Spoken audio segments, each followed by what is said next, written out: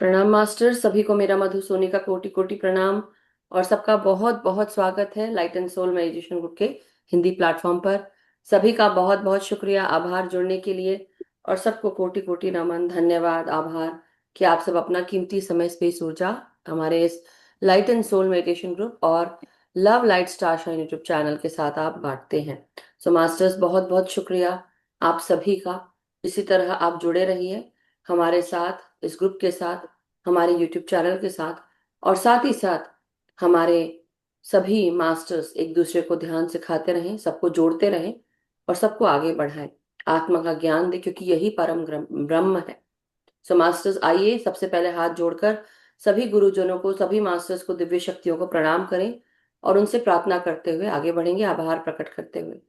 सभी दिव्य शक्तियों को, ईश्वरी शक्ति सत्ताओं को, हमारे साथ जुड़े हुए सभी समस्त गुरुजनों को, समस्त मास्टर्स को, हमारे साथ जुड़े हुए हर एक मोस्ट हाई से जुड़े हुए स्पिरिचुअल एंजेलिक एस्ट्रल realm के मास्टर्स, एलिमेंटल वर्ल्ड, हमारे साथ जुड़ी हुई mineral kingdom, plant kingdom, animal kingdom, human kingdom, सभी असेंडेड मास्टर्स, परम गुरु मंडल के मास्टर्स, सप्तऋषि मंडल के मास्टर्स, सभी सिद्धों को, mother earth, mother nature, father universe और सन मून कॉन्स्टलेशंस, हमारे ग्रेट ग्रैंड मास्टर पितामह ब्रह्म ऋषि सुभाष पत्री सर, महा अवतार बाबा जी, सभी को हमारा कोटि कोटि प्रणाम।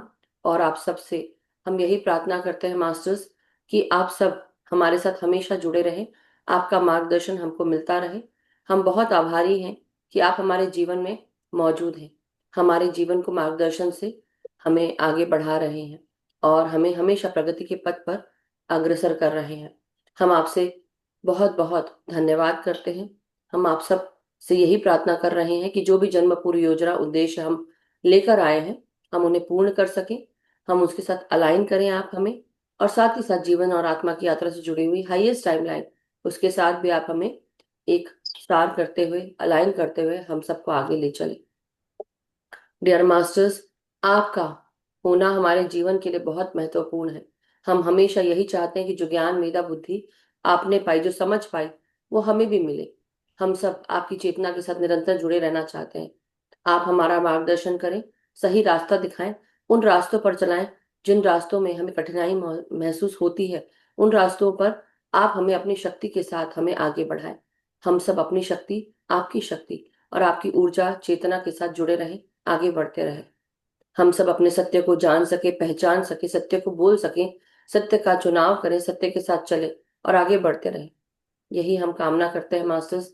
हमारा जीवन प्रेम, शांति, अपनत्व, एकत्व से भरा रहे और सुख समृद्धि हमारे जीवन में हमेशा रहे, स्वस्थता रहे, यही हम कामना करते हैं। बट निरंतर हमें आपका साथ हमें मिलता रहे, ये हमारी सबसे उच्च कामना है masters. Thank you so much masters.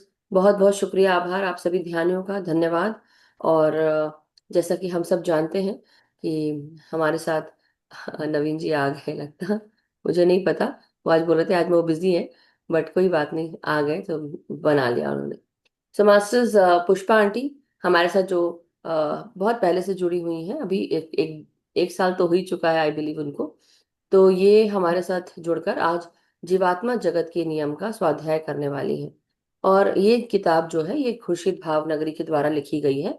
Khurshid Bhavnagari, ये विस्पी और रत्तू इनकी माँ है और साथ में उनके जो हस्बैंड है वो भी। बट ये है वो आंटी जिनकी बुक है, जिन्होंने लिखी है। ओके, सो इन्होंने जब ये बुक लिखी है तो जो इनकी नोटबुक है उसके द्वारा जिसने भी ये इसको भेजा होगा, बट ये बुक लिखी गई।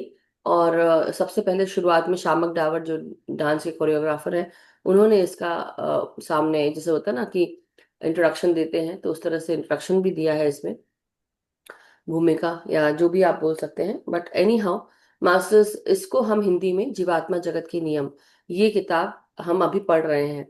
और इससे पहले पुष्पा आंटी ने हम सबको नवरात्रि के समय अप्रैल के माह में हमें दुर्गा सप्तशती का पाठ सुनाया था।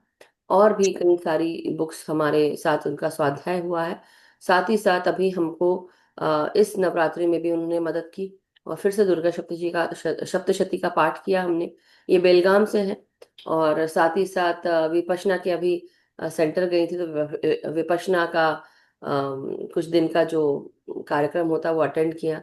और साथ ही साथ अब हमारे साथ आज जोड़कर ये हमें इसका स्वाध्याय करेंगे। So over to Pushpa aunty, बहुत बहुत स्वागत है, धन्यवाद आपका। आभार।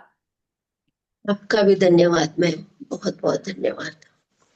अच्छा, परसों लता लता मैम है ना उनका नाम? हाँ हाँ, जी जी जी।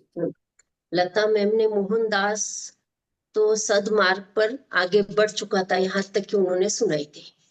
अब इसके आगे की बताती हूँ, सुनाती हूँ कहानी में। 25/5/1981 हाँ, ये सूरदास, हाँ। ये जो हमने अभी क्या सुना था, एक जो नई कहानी सुनी थी सतीश की, सतीश के बाद सूरदास जी की। तो सूरदास ने किस तरह से अपने मतलब किस तरह से उसको तकलीफें होती है, एक्सीडेंट हो जाता है मोहनदास और सूरदास का। मोहनदास अच्छी रास्ते पर आ जाता है, सूरदास की अभी कहानी चली रही, तो अब आज आंटी बताएंगे हमको। सूरदास जी की कहानी जारी, सूरदास जी का और भी नीचे गिरना। आइए हम सूरदास जी की कहानी आगे बढ़ाते हैं।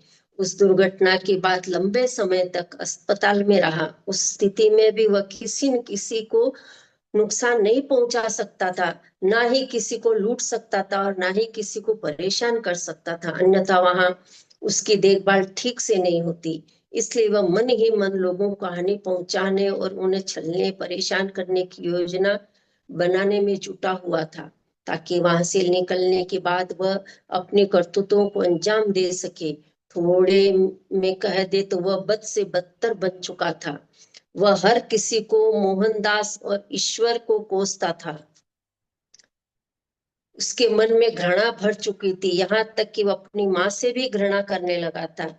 इस अवस्था में उसे अस्पताल से छुट्टी मिली।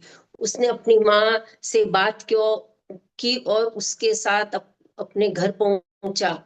अपने पैर गंवाने के कारण वह चल फिर नहीं सकता था, इसलिए उसने अपनी माँ को बहुत मीठे शब्दों में अपने दुष्ट कार्यों में साथ देने का अनुरोध किया। माँ तो दुष्ट आत्मा थी ही, वह खुशी खुशी उसके लिए तैयार हो गई। सूरदास जी सूरदास एक तीर से दो शिकार करना चाहता था। उसने एक विदुर की सारी संपत्ति को लूट कर उसे कंगाल बनाने की योजना बनाई। उसने यह योजना इस तरह बनाई कि वह अपनी माँ से भी बदला ले सके, क्योंकि वह उससे भी अति उतनी ही घृणा करने लगा था। लूट सफल रही। उसकी माँ ने उस व्यक्ति को खूब सताया और लूट का सामान घर लेकर आई। जब उसकी माँ रात में गहरी नींद सो रही थी, सूरदास अपनी व्हील चेयर पर पैसों से भरा बैग लेकर रफू चक्कर हो गया। उसने कुछ ऐसे सबूत छोड़ दिए थे जिससे लोगों को उसकी माँ पर शक होता। रात गहरी हो रही थी, इसलिए सूरदास अपनी व्हील चेयर पर सुनी सड़क पर इंतजार करने लगा। आधी रात के वक्त उसे एक गाड़ी अपनी ओर आते देखा। उसने गाड़ी को रुकने का इशारा किया। कार फिलिप नामक एक 20 वर्षीय नौजवान चला रहा था। कृपा मेरी मदद कीजिए, मैं एक अपाहिज हूँ, मेरे पैर नहीं है। मुझे खबर मिली है कि मेरी माँ के साथ दुर्घटना हो गई है और उसे अस्पताल में भर्ती कराया गया है। मुझे उसके लिए कपड़े और दवाइयाँ पहुंचानी है। क्या आप इस अपाहिज व्यक्ति की मदद नहीं करेंगे? बेचारा फिलिप, उसे सूरदास पर दया आ गई। घर जाने के बजाय वह उसे अपने कार में बैठाकर अस्पताल की ओर चल पड़ा। इस बीच सूरदास ने अपनी पिस्तौल निकाली और फिलिप की कनपटी पर टिका दी। उसने फिलिप को हाईवे की ओर गाड़ी ले जाने का आदेश दिया। फिलिप बुद्धिमान लड़का नहीं था। वह शहर में नया नया आया था। उसे इस नया उसे इस नया काम मिला था एक नया काम मिला था जिसके लिए वह कुछ दिनों पहले बेंगलुरु आया था। घृत सूरदास ने यह अंदाजा लगा लिया कि यह लड़का उसका बढ़िया गुलाम बन सकता था।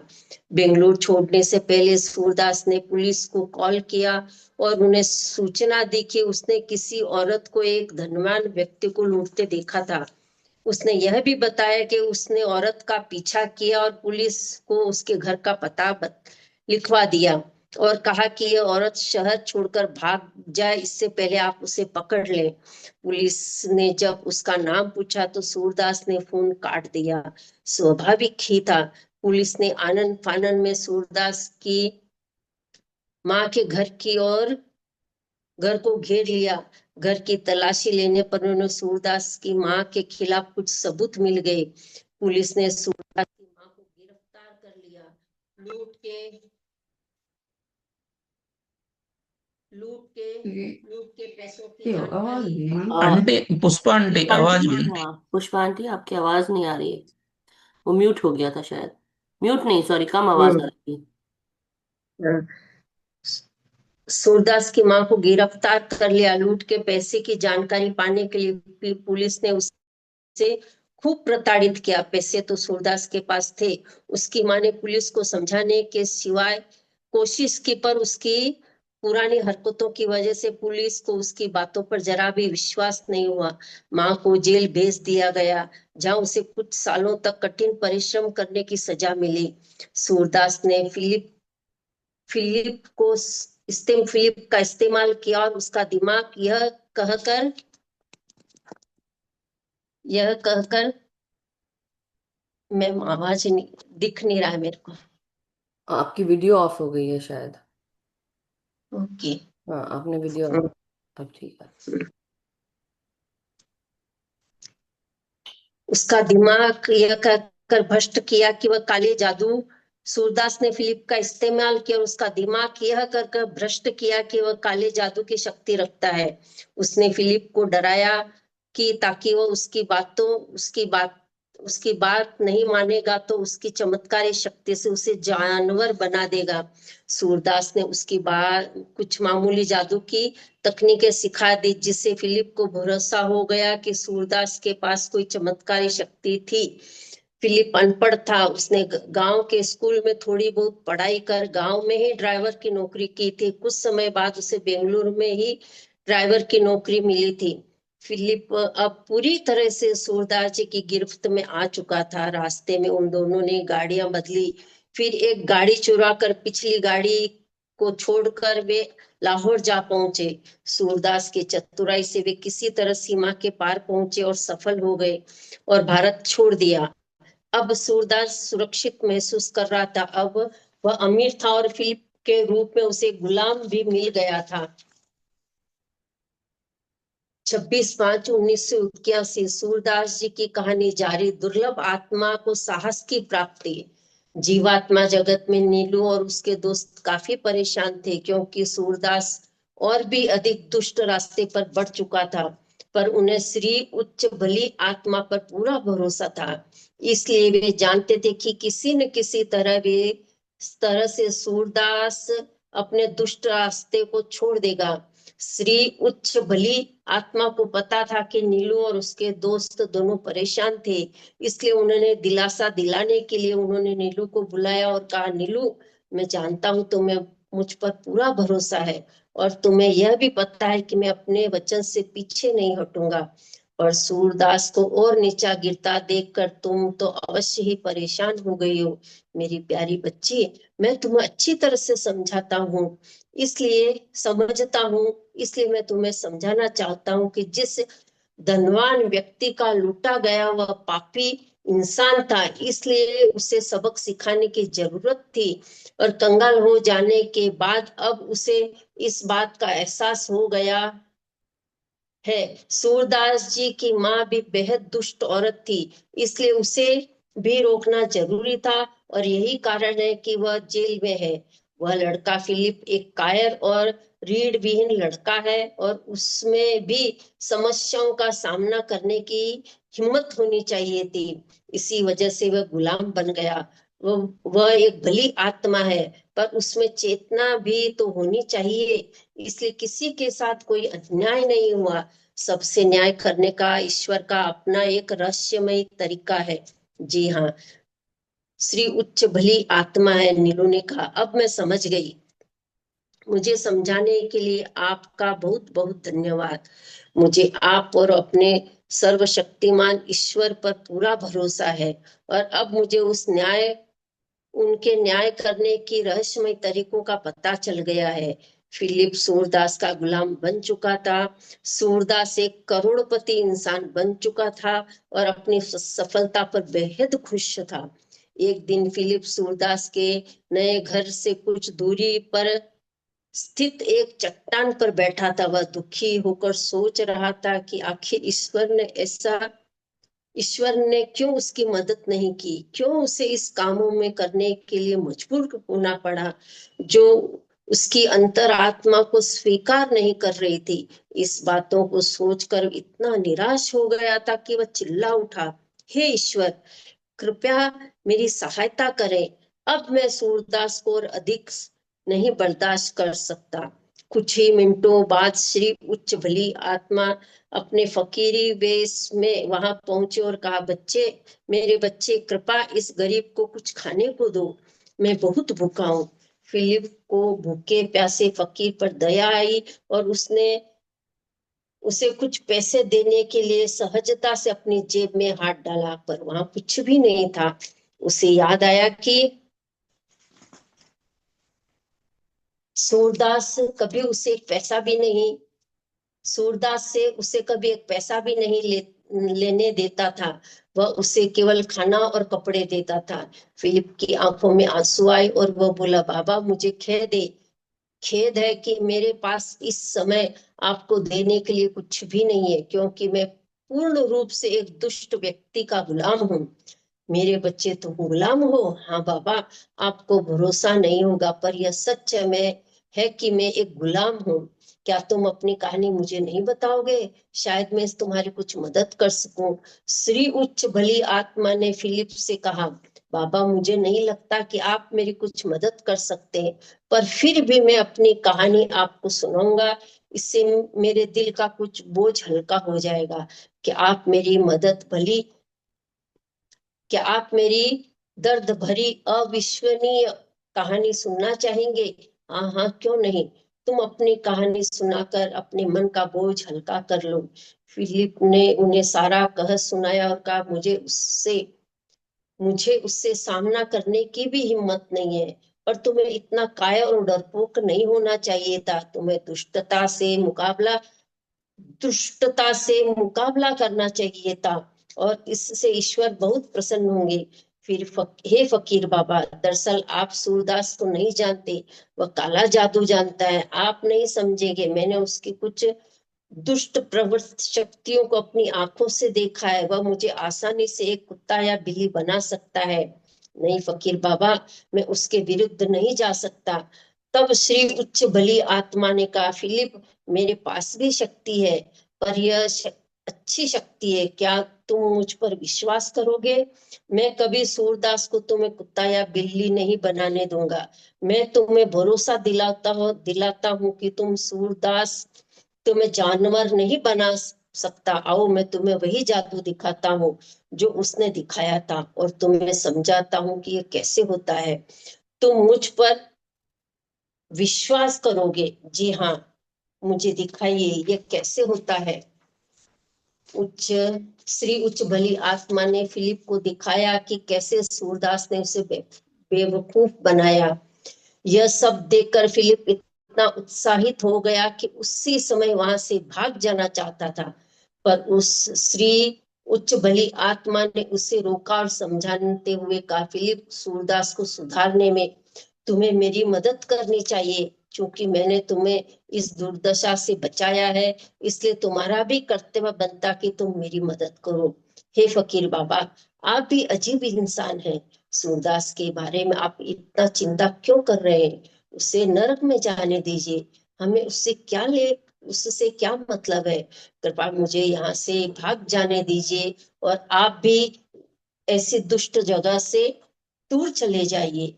श्री उच्च भली आत्मा ने कहा, नहीं फिलिप, मैं यहाँ अपना कर्तव्य निभाने आया हूँ, और तुम्हें भी अपना कर्तव्य निभाना चाहिए, अन्यथा ईश्वर अप्रसन्न हो जाएंगे। क्या तुम सर्वशक्तिमान ईश्वर को नाखुश करना चाहते हो? बिल्कुल नहीं। बिल्कुल नहीं। मैंने ईश्वर की पुकार लगाई थी, और उन्होंने आपको मेरी सहायता के लिए भेजा है। इसलिए कहिए, मुझे क्या करना है मैं करूंगा। पर मैं आपसे विनती करता हूँ, कृपया जितनी जल्दी हो सके मुझे सूरदास से दूर जाने दीजिए। फिलिप, बस एक दिन और, फिर तुम आजाद हो जाओगे। मैं जो कहूंगा तुम्हें करना है। और फिर तुम जा सकते हो। सिर्फ 300 रुपये लो और गाड़ी लेकर शहर चले जाओ। शहर में प्रवेश करने से पहले गाड़ी को छोड़ देना और अपने लिए कोई नौकरी ढूंढने की कोशिश करना। मुझे लगता है रहन सहन के लिए 300 रुपये तुम्हारे लिए पर्याप्त होंगे। काम मिल जाने के बाद तो तुम अपनी आमदनी होने लगेगी। अधिक रुपये मत लेना। सूरदास के रुपये अपवित्र है और अभिशप्त है। और हाँ, यह तुम्हारे नहीं है। ये 300 रुपये वो रुपये जो तुम्हें काम के बदले सूरदास से मिलने चाहिए थे। इसलिए वचन दो कि तुम सूरदास के अलमारी से इससे ज्यादा रुपये नहीं लोगे। फकीर बाबा, मैं वचन देता हूँ। आप तो कमाल के इंसान हैं। ईश्वर का लाख लाख शुक्रिया है कि हम मिले।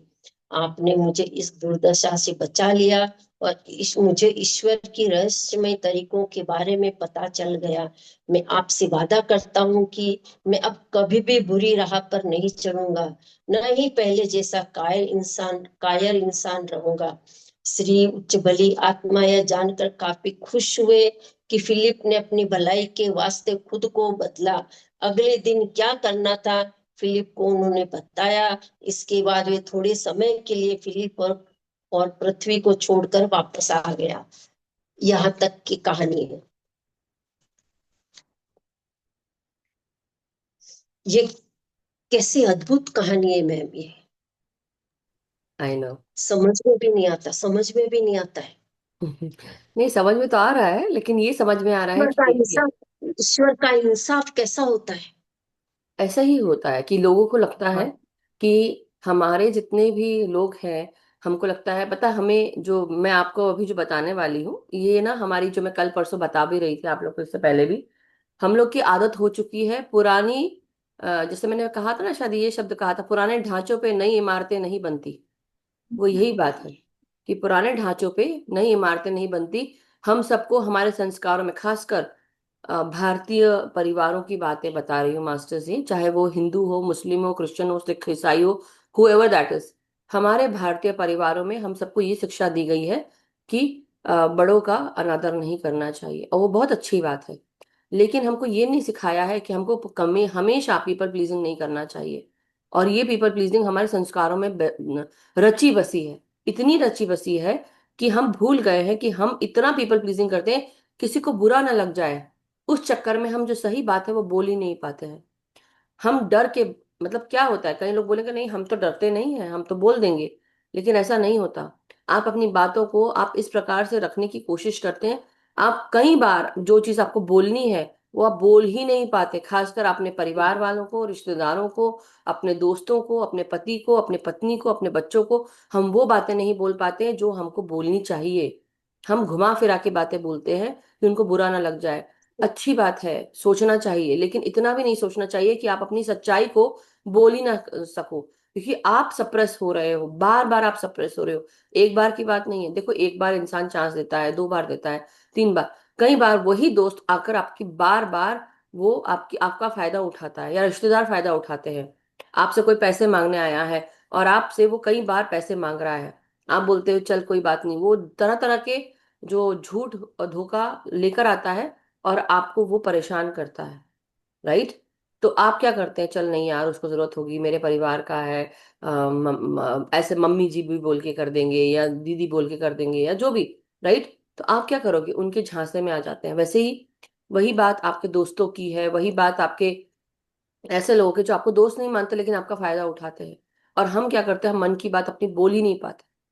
तो एक्चुअली बात ये बोल है मास्टर्स, कि अपनी बोल भी अंदर नहीं से, बोल भी नहीं पाते और दूसरों से डरते हैं। दूसरों की वजह से डरते हैं कि ये क्या बोलेंगे, ये क्या हाँ, बोलेंगे, और ये यही क्या चीज है, बोलेंगे। ये बहुत जरूरी है कि हमको अपने सच को बोलना बहुत जरूरी है। वो सच जो जरूरी है, वो जो सच्चाई, केवल सच्चाई की बात नहीं है, सच करना भी बहुत जरूरी है। आपने बोल तो दिया, बता तो दिया, लेकिन सच को करेगा कौन? कब करोगे सच? जब मर जाओगे तब करोगे, राइट? हम मरने का इंतजार कर Yes. रहे हैं कि हम अगले जन्म में करेंगे, अगले जन्म में भी वही होने वाला है, इस जन्म में नहीं कर पाए, अगले जन्म में क्या करोगे? जो कुछ करना है आज अभी इसी समय करना है। जैसे बोलते ना, काल करे सो आज कर, आज करे सो अब, पल में परलय होएगी, बहुरी करेगा कम। और ये बात एक्चुअली जो इनके दोहे हैं कबीरदास जी के, वो बहुत बहुत जरूरी है मास्टर्स, हम सबको समझना। ये ऐसे ही नहीं लिखे गए हैं, हम आज भी उनकी चर्चा करते हैं, आज भी हम उसकी बातें करते हैं।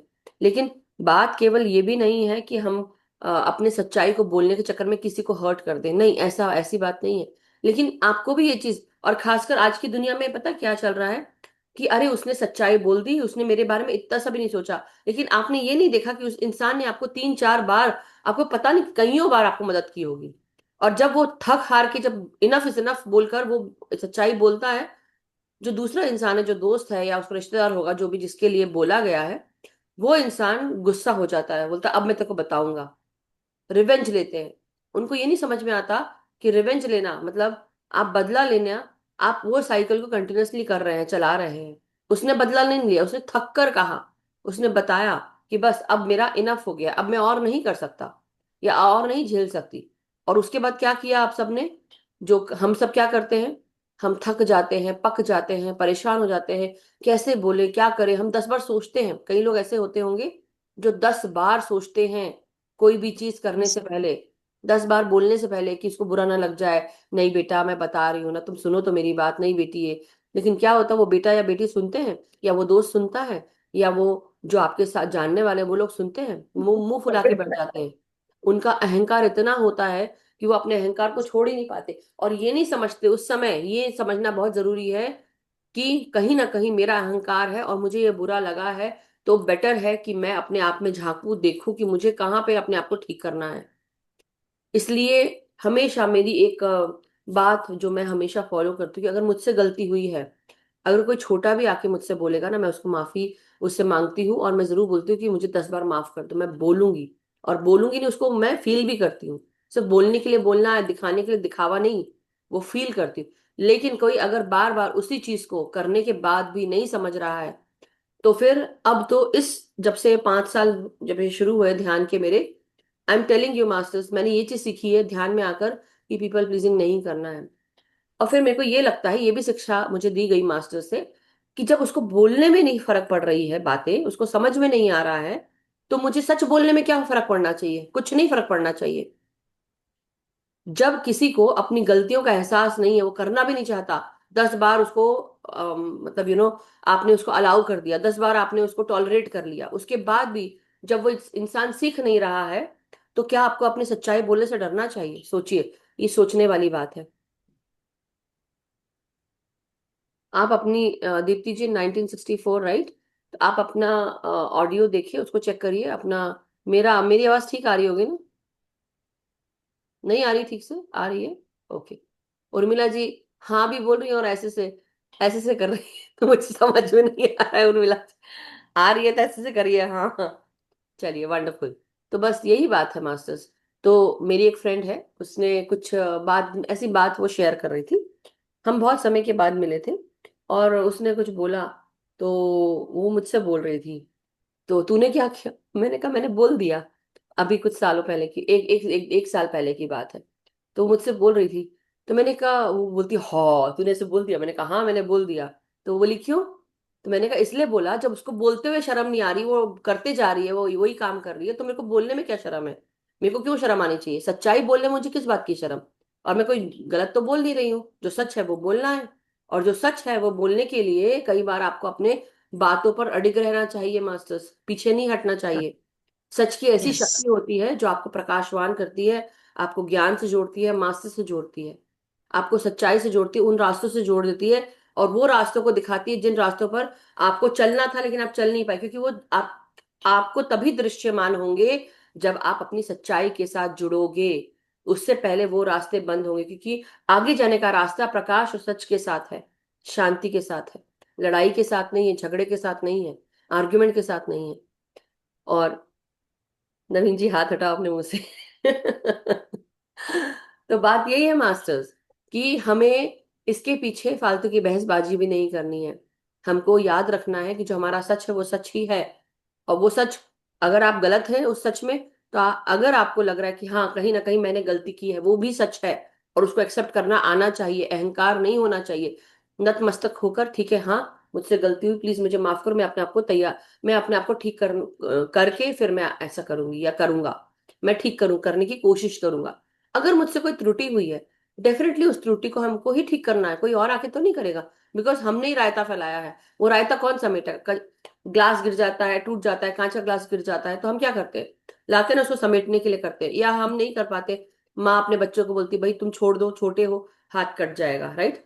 माँ करती है। जब तक कि बच्चा छोटा रहता है, 10 साल के बाद, 10 साल या 12 साल के बाद जब बच्चा टीनेजर होता है, धीरे धीरे उसको समझ आ जाती है। 10 साल तक उसकी गलतियों को नजरअंदाज कर दिया जाता है। लेकिन जैसे ही बच्चा बड़ा होता है, अब उसको बच्चा नहीं समझा जाता। हम बार बार बच्चे को उल्हाना देते हैं, अब तुम बच्चे नहीं रह गए, बड़ा हो, बड़े जैसा बिहेव करो, क्यों बोलते हैं हम? वैसे ही अगर कोई 25 साल का लड़का है, 28 साल का लड़की है, जो भी है, कोई भी, तो उसको भी हम समझाएंगे, सिखाएंगे, और उसको बोलेंगे, काम देंगे, करवाएंगे कि भाई आप सीखो उस चीज को। अपने बच्चों को सक्षम बनाना, सच्चाई के साथ रखना, वो हमारी जिम्मेदारी है। यूएस में भी एक परेशानी है जो बहुत तेजी से फैल रही है, और फैल चुकी है वो एक्चुअली, कि यहाँ पर बच्चों को बच्चे क्या होता है कि जैसे यहाँ बच्चों को सिखाया जाता है कि कोई गलती हो गई, it's okay, it's not a big deal, ऐसे बोलते हैं। It's okay, it's not a big deal. उस बिग डील के चक्कर में क्या होता है यहाँ पर, और मैं इंडिया की परेशानी बताऊंगी क्या है, जो मैंने खुद समझी है। बच्चे क्या होते हैं, कुछ समय के बाद वो गलत करते हैं, उसको बोलते हैं it's not a big deal. गलती हो गई, वो परफेक्ट काम करने की कोशिश ही नहीं करते। It's not a big deal, it's okay mummy. मैं बोलती हूँ, अरे आगे बढ़ो, देखो तुम्हारे मार्क्स कहाँ जा रहे हैं, क्या हो रहा है, अगर बोलते तो मेरी छोटी सी बच्ची होती। या वो एक बार क्या हुआ, जैसे मैं थ्रू आउट में हम ऑलराउंडर थे, तो कंपटीशन में पार्टिसिपेट, इंडिया में खासकर बहुत कॉम्पिटिटिव है इन्वायरमेंट, इंडिया में बहुत ज्यादा, इतना कि वो मतलब मैं बता नहीं सकती, वो बैग का बोझ, पढ़ाई का बोझ, ज्ञान का बोझ, हर चीज का बोझ लगता है, वो बोझ लगता है, क्योंकि वो आपकी खुशी से नहीं हो रहा है। यहाँ पे क्या होता है, उसका ऑपोजिट है। यहाँ पे बच्चा वो करता है जो उसको खुशी देता है। तुमको ये सब्जेक्ट नहीं करना है, कोई बात नहीं, आपको 10th तक मैथ्स होता है, वो भी आपको, उसमें भी लेवल होते हैं मैथ के, कि अगर बच्चे की जो लेवल है, लेवल ऑफ थिंकिंग है, वो किस हिसाब से करते, उसको easy math, difficult, medium math and difficult math, और जो बहुत ज्यादा हाई उस पे रहेंगे, एक्सेल मैथ। तो आप समझ रहे, मेरी लड़की जो है वो इंग्लिश में वो एडवांस लेवल पे थी। जो छोटी वाली वो एक्सेल मैथ कर रही है, 1 साल आगे का पढ़ाई कर रहे हैं लोग। जबकि जब मैं पहली, जब बड़ी के साथ जब कर रही थी ये सब, तो मुझे लगा कि वो इट्स अ गुड थिंग, लेकिन अब मुझे पता है क्या लगता है, it's not a good thing. बच्चे पढ़ लिख के उतना ही करते हैं जितना करना है, उतना ही करते हैं, उससे ज्यादा नहीं। हाँ, कई लोग बहुत एक्सेल उसमें जाते हैं। हमें लगता है कि हम बच्चों को प्रेशराइज कर रहे हैं पढ़ने के लिए, और ये है हर जगह, चाहे इंडिया में तो बहुत ही ज्यादा, यहाँ पे है कम है। यहाँ पे देसी माँ बाप सबसे ज्यादा बच्चों को धक्का देते हैं। मैं क्यों बता रही हूँ आपको, ये सच्चाइयाँ बता रही हूँ, और ये सच्चाइयाँ इसके साथ भी जुड़ी हुई हैं। हम क्या करते हैं, बच्चों को हम उस लेवल पे लेके जाने की कोशिश करते हैं, तो मैंने भी धक्का दिया अपने बच्चों को, नहीं करो ये करो। तो मेरी बच्ची, जैसे कंपटीशन हुआ रनिंग का, तो वो पीछे से पहले आई तो मैंने बोला तो क्यों नहीं दौड़ी? तो बोलती है, mummy it's not a competition. मैंने कहा बेटा इट्स अ कॉम्पिटिशन। बोलती नहीं, कॉम्पिटिशन है तो क्या हुआ mummy, we were just running for fun. मैंने कहा बेटा यहाँ कॉम्पिटिशन में फन नहीं होता है। तो मतलब आप समझ रहे हैं, ये सब समझाना पड़ा मुझे उसको। लेकिन जीवन की सच्चाई ये है कि जहां जिसको जब जहां जाना है, वो उससे मास्टर्स काम करा लेते हैं। हम चाहे कितना भी पीछे पड़े, उसको धक्का दे दे, कुछ करे, नहीं होगा। मैंने तो छोड़ दिया, फिर उसके बाद एक्सेप्ट कर लिया कि मेरी बड़ी लड़की दूसरे डायरेक्शन में जा रही है, छोटी दूसरे में जा रही है।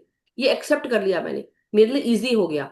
अब मुझे टेंशन नहीं होता, तकलीफ नहीं होती। और क्या है, गलतियां हमारी हैं, हम एक्सपेक्ट करते हैं, और इसीलिए बहुत परेशानी होती है। अब हम इंडिया की बात करते हैं। इंडिया में पढ़ाई का बोझ, मैथ का बोझ, मुझे खुद को भी मेरे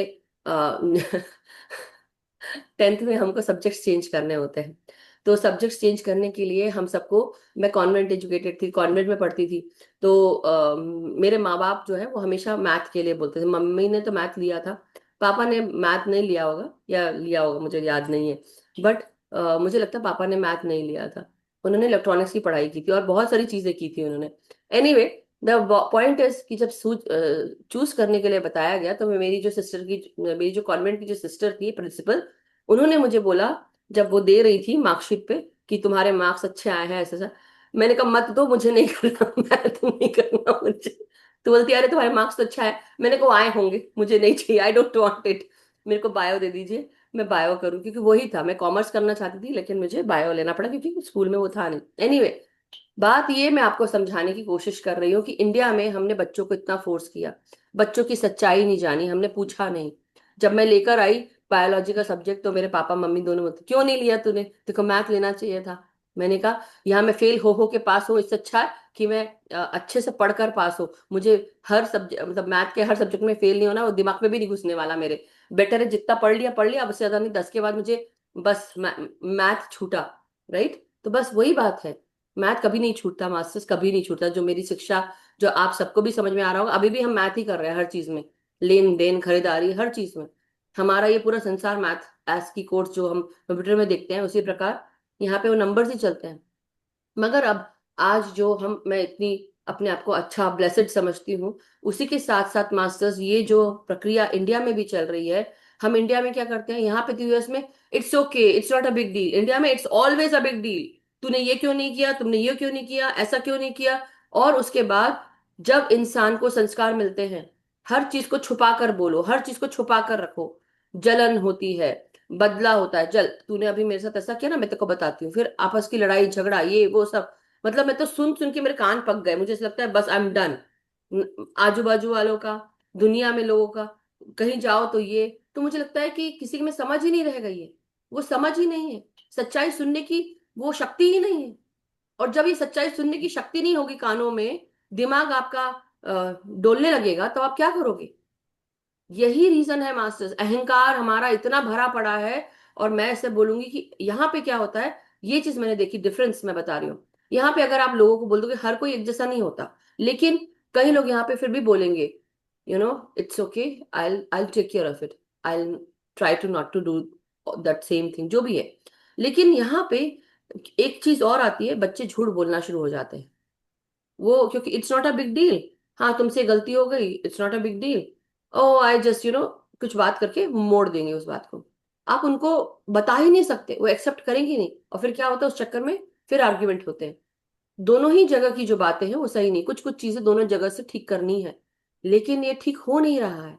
और क्यों नहीं हो रहा है, क्योंकि सबको क्या लगता है किसी ने किसी को बताया कि तुम यहाँ गलत हो, वो एक्सेप्ट नहीं कर सकता। क्यों, क्योंकि अहंकार है। झूठ बोल रहे हो, वो एक्सेप्ट नहीं कर सकता, क्यों, क्योंकि तुम्हारी इज्जत डाउन हो रही है।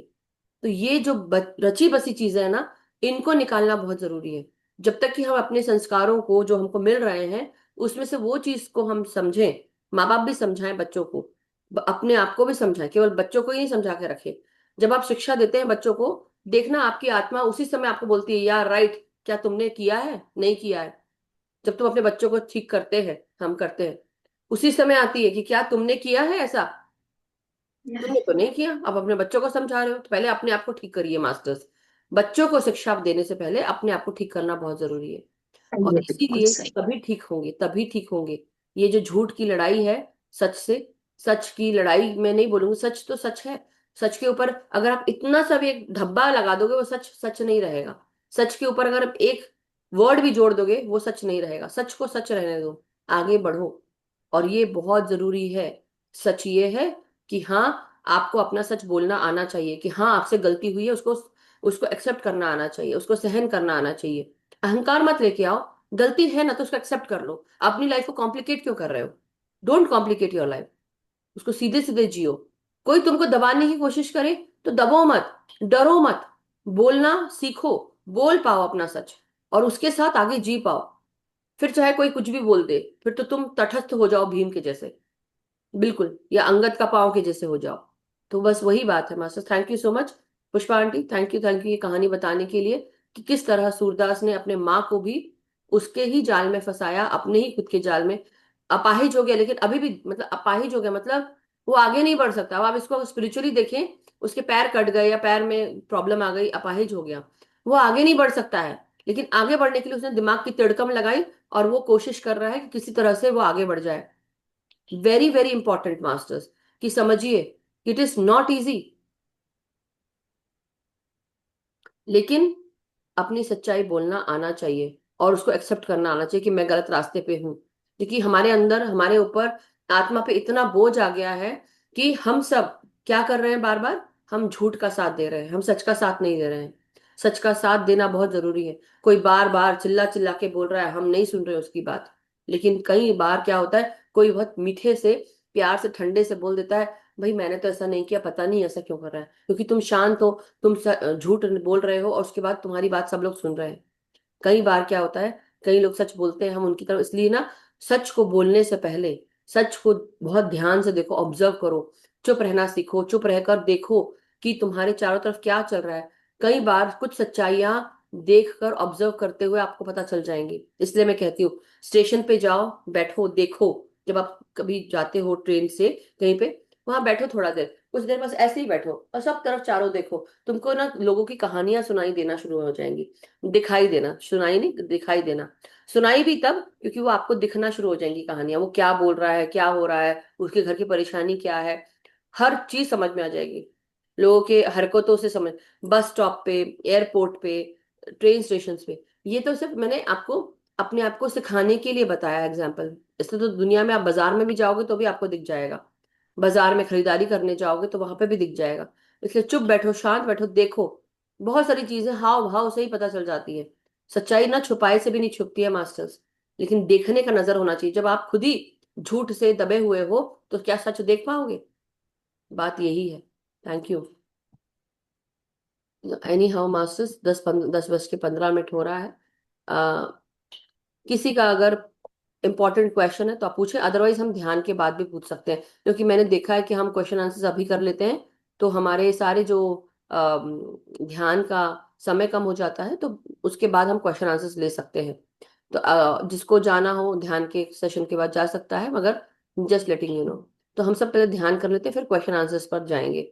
Okay masters. So Pushpa aunty, आप हम सबको ले चलें, या अगर आप कोई चीज बोलनी है तो प्लीज बोल दें। नहीं नहीं, कुछ नहीं बोलना, ध्यान ही करवाना है। ओके चलिए। ध्यान करना। ओके। मास्टर्स अपनी अपनी पोजीशंस ले ले, पानी पी ले, पिरामिड्स लगाना पिरामिड्स लगा ले, और अगर अपने कमरे में जहां आप बैठे हैं अंधेरा करना हो तो अंधेरा कर ले। ध्यान करते हैं हम सब, मैं म्यूजिक शेयर करती हूँ। प्लीज मास्टर, सभी सहज व सरल बैठ जाए। परमात्मा का धन्यवाद करें आज के, अभी के दिन, अभी के लिए बहुत बहुत शुक्रिया है। जो ये टाइम मुझे दिया उन्होंने, परमात्मा ने, इसका सदुपयोग हो जाए मुझसे बस।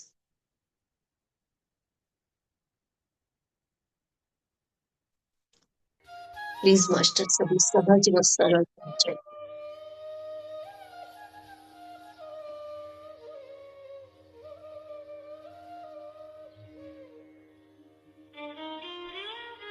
दो तीन बार गहरी गहरी सांस लीजिए। सहस्त्रार चक्र से सांस लीजिए और भू माता के अंदर छोड़ दीजिए ऊर्जा। सहस्त्रार चक्र से सांस ले रहे हैं और भू माता में जा रही है वो सांस, अपने पांवों के तलवों से, जो भू माता से भी जुड़ चुके हैं, परमात्मा से भी जुड़े हुए हैं, और दिव्य सोल यहाँ पे आई हुई है, दिव्य आत्माएं यहाँ पे आई है, उनसे भी जुड़े हुए हैं, और अपन ध्यान में बैठ रहे हैं।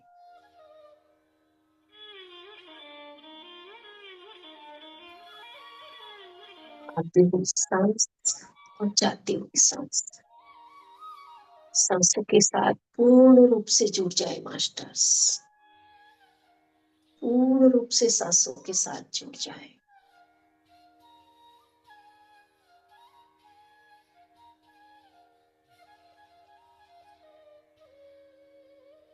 हर सांस के साथ पूरी तरह से एकाग्रचित्त हो जाए। सांस अंदर जा रही है, पूरे रोम रोम में रम रही है, ऊर्जा अंदर जा रही है, और जो कुछ भी नेगेटिविटी है वो सारी बाहर निकल रही है, और प्रकाश में परिवर्तन हो, अपने स्थान में जा रही है।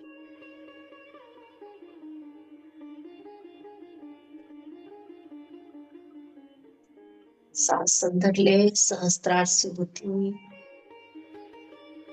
पांव के तलवों से होती हुई सारी नेगेटिविटी, जो भी बिन बुलाए विचार है, वो भी इस सांसों के साथ बाहर निकल रहे हैं, और प्रकाश और प्रेम और प्रकाश में परिवर्तित और अपने स्थान में जा रहे हैं।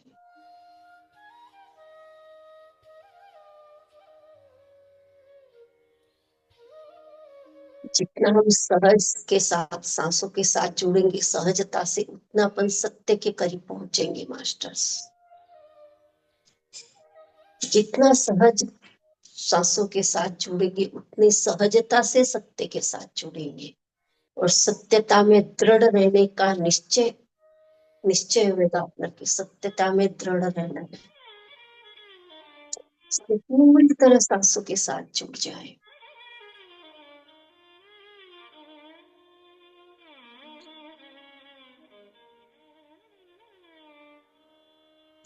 विचार आ रहे हैं, विचार जा रहे हैं, बादल आ रहे हैं, जा रहे हैं, जैसे विचार आ रहे हैं और जा रहे हैं। विचार को आने दीजिए, जाने दीजिए, बस आप सांसों के साथ जुड़े रहिए।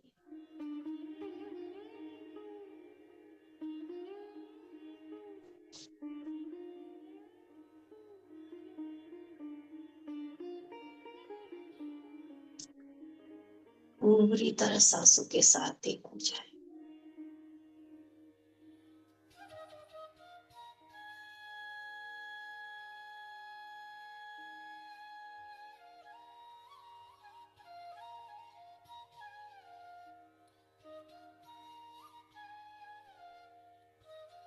सांसों के अंदर दिव्य ऊर्जा जा रही है और एक एक चक्कर हमारा शुद्ध हो रहा है और सांसों के साथ जो भी नेगेटिविटी बाहर निकल रही है। सांस अंदर जा रही है, जाते वक्त भी ऊर्जा अंदर जा रही है, पॉजिटिव एनर्जी अंदर जा रही है, हर चक्रा को शुद्ध कर रही है। और फिर जो कुछ भी कहीं भी नेगेटिविटी छुपी हुई होगी, उसे निकालकर रोशनी में परिवर्तित अपने स्थान में जा रही है। पूरी तरह सांसों के साथ देखो जाए मास्टर्स।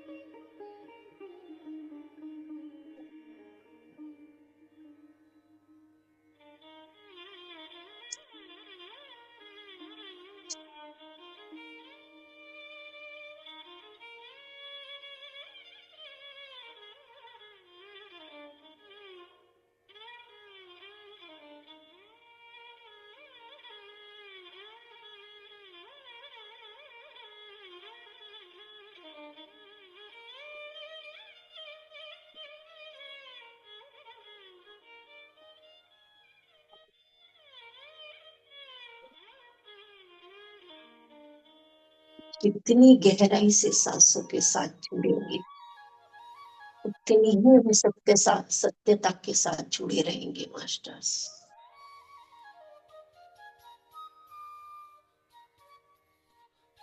बस अपने को वर्तमान में स्थिर होना है, न भूत न भविष्य, वर्तमान में स्थिर होकर श्वास के साथ एक होके रहना मास्टर्स।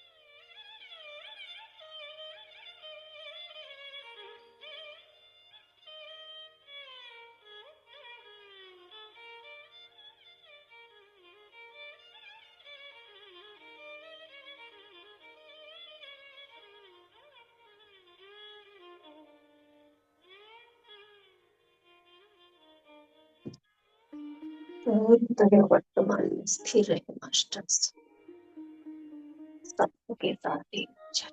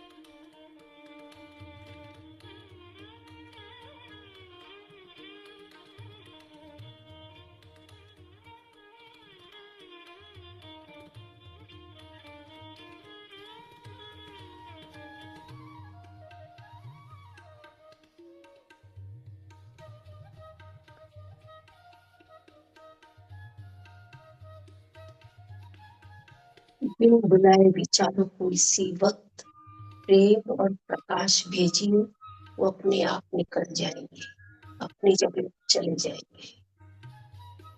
विचार आएंगे और जाएंगे। पूरी तरह सांसों के साथ एक होना।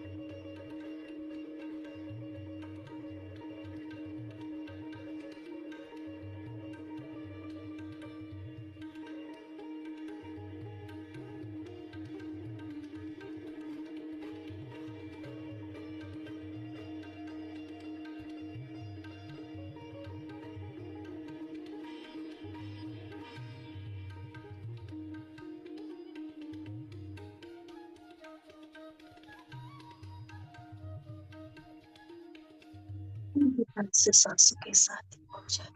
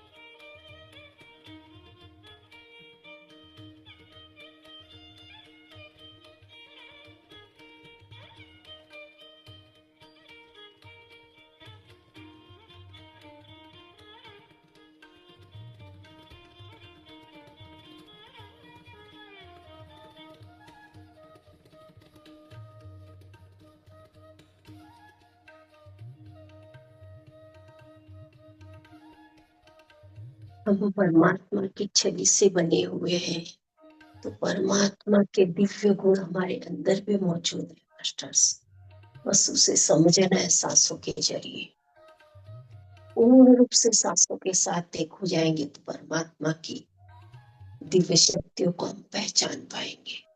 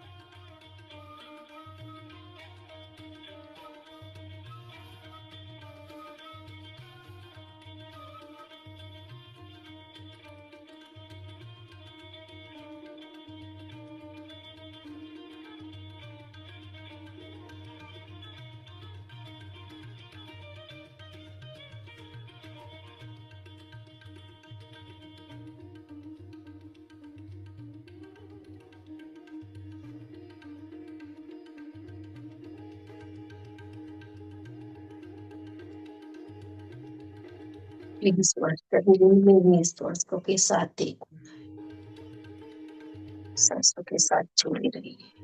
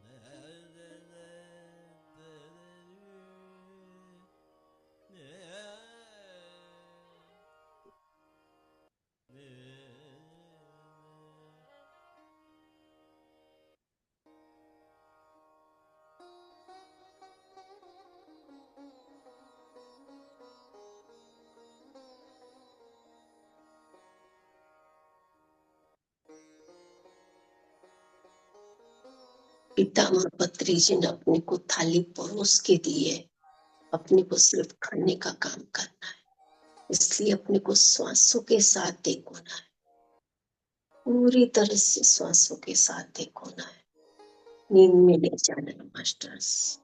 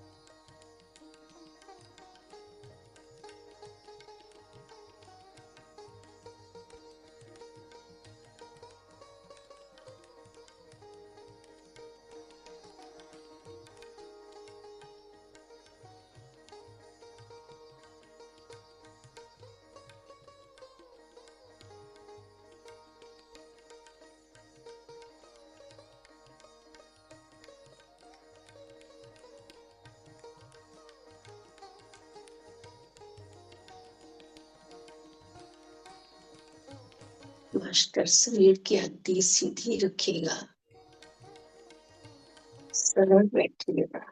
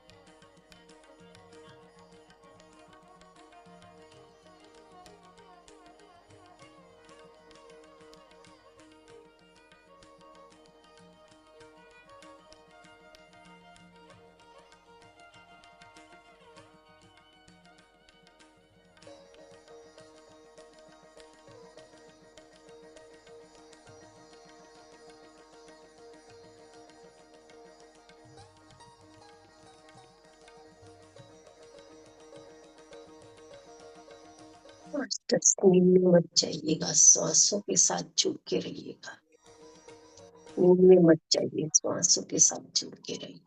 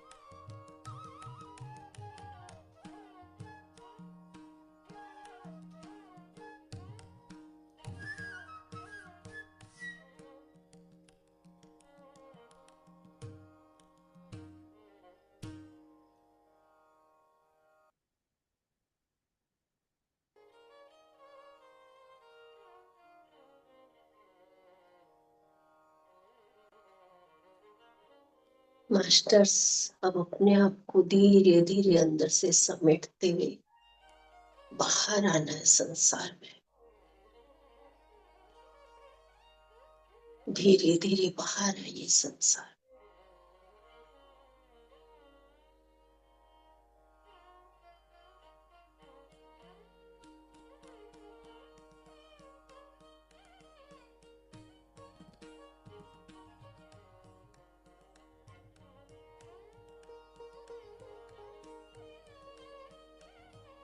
अपने धीरे धीरे हाथ पांव हिलाने, धीरे धीरे से हाथ हिला हिला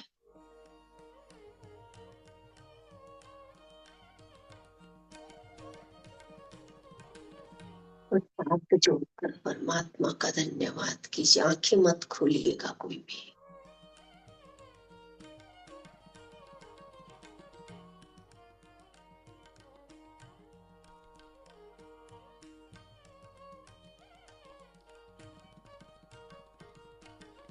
क्योंकि हम अभी ध्यान कर रहे हैं तो अपने अंदर पूरी पॉजिटिव एनर्जी से भरपूर है। हम अपने आप को सील करेंगे।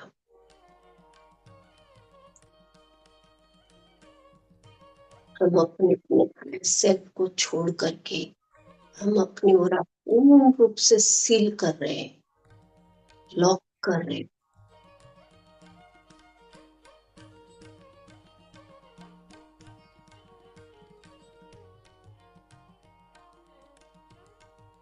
पूर्ण रूप से सील, पूरा लॉक हो चुके, सील हो चुकी है। धीरे धीरे धीरे धीरे धीरे हाथों को आपस में रगड़े और आंखों पर रखे मास्टर्स।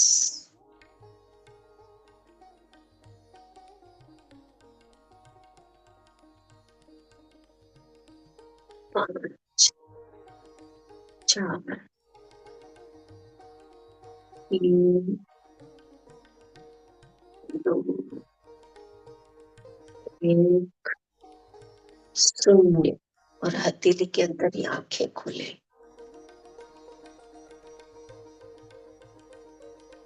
आज जो भी दिव्य मास्टर यहाँ पे आए हुए उन सभी का धन्यवाद है। पितामह पत्र जी का धन्यवाद है, महाअवतार बाबा जी का धन्यवाद है, सारी देवी ऊर्जाओं का धन्यवाद है, और इस चीज ग्रुप में बैठे हुए सारे मास्टर्स का भी बहुत बहुत धन्यवाद है। नमन करते हूँ सबको, वंदन करते हैं। सब आंखें खोल लीजिएगा मास्टर, प्लीज सब आंखें खोल लीजिए धीरे धीरे।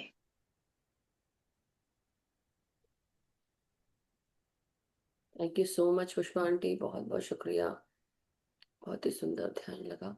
थैंक यू सो मच, आभार आपका।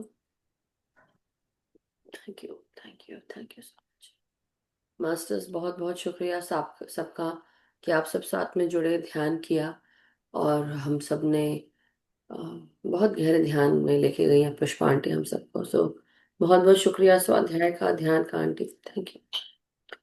किसी का धन्यवाद। किसी का अगर कोई प्रश्न या शेयरिंग हो मास्टर्स तो आप पूछ सकते हैं, कुछ बताना हो तो रेज योर हैंड। या उर्मिला आंटी। धन्यवाद धन्यवाद पुष्पा जी। आज की स्टोरी बहुत सुंदर थी, और इससे हमें ये पता चला है कि जब हम मनुष्य को कोई गुरु द्वारा ज्ञान हो जाता है, कोई उसके रूप में भगवान खुद आके उसको कुछ रास्ता बताते हैं, तभी उसका जीवन में बहुत सुधार होता है, और वो अपने सच्चे दिल से सच्चा अपना जीवन जो योग्य होता है उसके लिए वही वो आगे चलता है उसका पूरा जीवन फिर, और वो उससे निकल पाता है। जो पहला जो उसका जिसके संग में होता है उसका संग छूट जाता है, और उसे अच्छा फिर वो अपना जीना पूरा सीख चलाते सही हैं आगे। सही है, बहुत बहुत ये धन्यवाद। बहुत सुंदर कहानी थी आज, बहुत धन्यवाद। किसी और का कोई प्रश्न, कोई sharing masters, anybody else?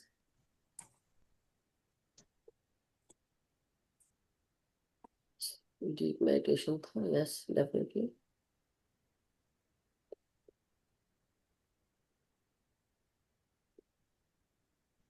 Asha ji.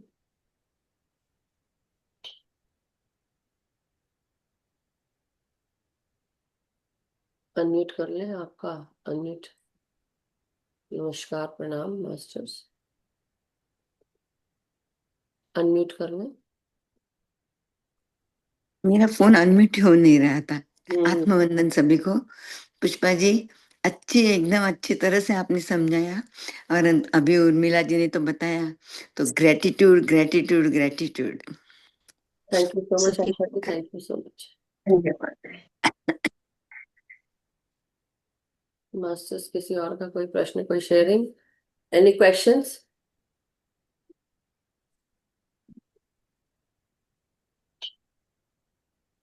किसी का कोई क्वेश्चन नहीं है तो चलिए मास्टर्स, फिर आज का सेशन हम समाप्त करते हैं। बहुत बहुत शुक्रिया, आभार आप सभी का कि आप सब ने अपना कीमती समय हमारे साथ बांटा, हमारे साथ जोड़ा और ध्यान किया।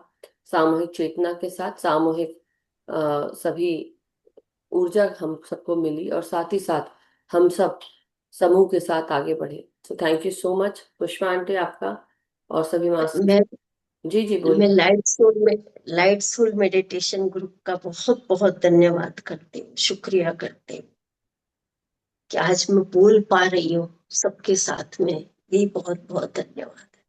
यस, बहुत बहुत शुक्रिया पुष्पा जी, बहुत अच्छी बात है।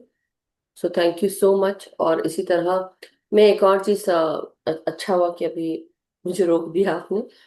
कुछ याद किया था मैंने बोलने के लिए और फिर भूल गई थी, बट बहुत अच्छा हो गया कि अभी आ गया याद। मास्टर्स, ये जो शनिवार को हम सब जीवात्मा जगत के नियम का स्वाध्याय करते हैं, कई लोग ऐसे हैं जो जॉब करते हैं, जिनको करने का मन हो शनिवार को आप कर सकते हैं। ये एक सुविधा है जो हमने स्पेशली ये करी थी। रविवार को मैं एक्चुअली नहीं कर पाती हूँ ध्यान साधना, क्योंकि एक दिन मुझे भी मिलता है सभी के अपने घर के साथ काम करने के लिए, साफ सफाई करने के लिए। तो इसलिए अगर हो सके तो शनिवार का दिन आप उपयोग में ला सकते हैं। और कोशिश ये भी है कि शुक्रवार को भी अगर कोई मास्टर करना चाहता है, ध्यान स्वाध्याय जो भी, मुझे जरूर बताएं। अदरवाइज जो अभी चल रहा है वो तो चल रहा है, हम कोशिश करेंगे जो हमारे ग्रुप के लिए अच्छा हो हम वही करें। ये यहाँ ना मेरा ना तेरा ऐसी कोई बात नहीं है, लेकिन हाँ, मैं बैठ पाऊँ, मैं कर पाऊँ, इसके लिए मैं थोड़ा सा आप सबके साथ शनिवार तक कर सकती हूँ। उसके बाद रविवार को थोड़ा घर की तरफ ध्यान देना है, क्योंकि एक ही दिन मुझे मिल रहा है अभी। But thank you so much. तो यही बताना था, कई लोग करना चाहते हैं जीवात्मा जगत के नियम का स्वाध्याय, मतलब कई लोग एक्चुअली स्वाध्याय करना है। बात इससे नहीं है कि इस बुक का या उस बुक का, वो जब जो भी बुक का स्वाध्याय हो तो आप शनिवार को कर सकते हैं, ये सुविधा है अभी। जैसे आज पुष्पा आंटी ने किया वैसे ही अगर किसी को करना हो, जैसे कल सोनल जी कह रही थी मुझे, तो सोनल जी करना चाहें तो वो कर सकती है, या कोई और करना चाहता है तो आप लोग जरूर अपने नाम जो है मुझे या नवीन जी को भेज दें, हम आपको ऐड कर देंगे और आप उस ग्रुप में रह सकते हैं। और साथ ही साथ गुरु उपदेश ज्ञान सरिता, जो मैंने आपको पहले भी बताई थी बात, अभी फिर से भी बता रही हूँ। गुरु उपदेश ज्ञान सरिता, हम गुरुओं की वाणी सुनना चाहते हैं, गुरुओं का जन्म कब हुआ, उनका जीवन कैसा रहा, उन्होंने क्या, कैसे पालन पोषण हुआ उनका, और किस प्रकार से वो आगे बढ़े, क्या शिक्षा दी उन्होंने लोगों को, किस क्यों फेमस है, ये सब चीजें जाननी है। तो हमको कोशिश करनी चाहिए कि जो कलेक्शन है काम का वो आप वो बताएं, और इसके साथ हम गुरु उपदेश ज्ञान सहायता करते हैं। लेकिन अभी आने वाले सोमवार को मेरा ही स्वाध्याय है, जो कि अभी हमने गुरु ऋषि पातंजलि जी के ऊपर स्वाध्याय चल रहा है जो मैंने उठाया था। अभी समाधि पद खत्म हो चुका है, अब हम जाएंगे साधना पद की तरफ। सब साधना पद भी काफी सारे उसमें श्लोक हैं, और उसके बाद फिर विभूति पद है, फिर है कैवल्य पद। सो मास्टर्स जी, अभी तीन एक पद हो चुका है, अभी हमको दूसरा पद करना है, जिससे जी की जो मास्टर्स ने समझाया है, खासकर ऋषि पातंजलि जी ने जो शिक्षा दी थी हम वो कर रहे हैं।